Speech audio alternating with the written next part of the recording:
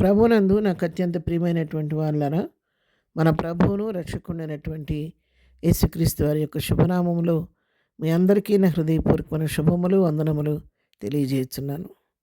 ఉదయకాల సమయంలో దేవుని వాక్యాన్ని ధ్యానం చేసుకుందాము.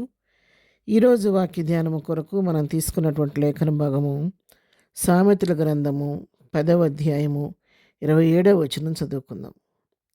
యెహోవా యందు భయభక్తులు కలిగి ఉండుట దీర్ఘాయువునకు కారణము, భక్తిహీనుల ఆయుష్ తక్కువైపోవును. ఆమెన్. దేవుని నామమునకు మహిమ కలుగును గాక. ఇక్కడ జ్ఞాని అయిన సొలొమోను చెప్తున్నటువంటి మాటలు, ఎవరైతే యెహోవా యందు భయభక్తులు కలిగి ఉంటారో వారు దీర్ఘాయుష్మంతులుగా ఉంటారని దేవుని వాక్యం సెలవిస్తూ ఉంది. మన జీవితాల్లో ఎవరు కూడా అర్ధంతరంగా చనిపోవాలని ఎవరూ కోరుకోరు. ప్రతి వారికి కూడా ఎక్కువ కాలం బ్రతకాలని ఆశ ఉంటానే ఉంటుంది. అనేక రకాల వ్యాధులతో కొట్టబడుతూ హాస్పిటల్లో ఉండి కూడా, ఐసీయూలో ఉండి కూడా బ్రతకాలనే కోరుకుంటారు. కానీ ఆయన రోగాలతో ఉన్నామలే, ఇంకెందుకు చనిపోతే బాగుండని ఎవ్వరూ అనుకోం. ఎందుకంటే ప్రతి వ్యక్తికి ఈ లోకంలో కొంతకాలం బ్రతకాలని ఆశ ఉంటుంది, కానీ చనిపోవాలని ఎవరు కూడా కోరుకోరు. కానీ ప్రస్తుత పరిస్థితిలో మనం చూస్తుంటే చాలామంది అర్ధంతరంగా మరి చిన్న వయసులోనే ప్రాణాలు కోల్పోతున్నటువంటి మరి దయనీయమైన పరిస్థితి మనం చూస్తూ ఉన్నాం. అయితే ఉదయకాల వాక్యం వింటున్నటువంటి నీతో నాతో ప్రభువు మాట్లాడుతున్నాడు. మన జీవితాల్లో మనం ఎక్కువ కాలం దీర్ఘాయుష్మంతులుగా బ్రతకాలి అంటే మనం చేయవలసింది ఒకటే, యెహోవా యందు భయభక్తులు కలిగి ఉండాలి. ఎందుకంటే మన జీవము ఆయనలో మూటగట్టబడి ఉంది. ఆయన మన తల వెంట్రుకలను లెక్కించిన దేవుడు, మన సంచారం లెక్కించిన దేవుడు, మన దినములను లెక్కించిన దేవుడు, సమస్తాన్ని లెక్కించి కంటికి రెప్పలాగా కాపాడే దేవుడు. ఆయనలో జీవం ఉంది, మన జీవం ఆయనలో ఉంది. కాబట్టి నియమింపబడిన దినాల్లో ఒక దినమన్నా కాకముందే మన దినాలన్నీ గ్రంథంలో లిఖించి పెట్టిన దేవుడు ఆయన. 139వ కీర్తనలో ఈ మాటలు మనం చదువుతాం. కాబట్టి మన దినాలు మనం పుట్టకముందే మన దినాలు లెక్కించిన దేవుడికి మనం ఎంతకాలం ఈ లోకంలో బ్రతకాలో అని కూడా ఆయన లెక్కించి పెట్టాడు. అయితే మనము ప్రభు మన కొరకు ఇచ్చినటువంటి ఆయుష్ని అనుభవించాలి, దీర్ఘాయుష్మంతులుగా ఈ లోకంలో జీవించాలి అంటే మనం చేయవలసింది యెహోవా యందు భయభక్తులు కలిగి ఉండాలి. ఎవరైతే యెహోవా యందు భయభక్తులు కలిగి ఉంటారో వారి జీవితాల్లో దేవుడు సంపూర్ణ ఆయుష్కాలం ఇచ్చి మంచి వృద్ధాప్యమందు ఆరోగ్యవంతులుగా ప్రభు సన్నిధికి చేరే కృపను ప్రభు అనుగ్రహిస్తాడు.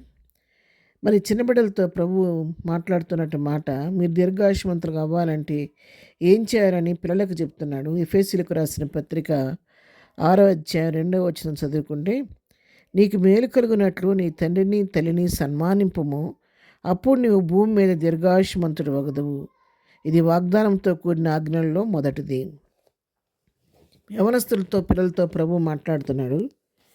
నీ తల్లిని తండ్రిని సన్మానించడం నేర్చుకో. తల్లిదండ్రులకు విధేయులై ఉండండి. తల్లిదండ్రులను సన్మానించండి, గౌరవించండి, అభిమానించండి, ప్రేమించండి, వారికి లోబడి ఉండండి.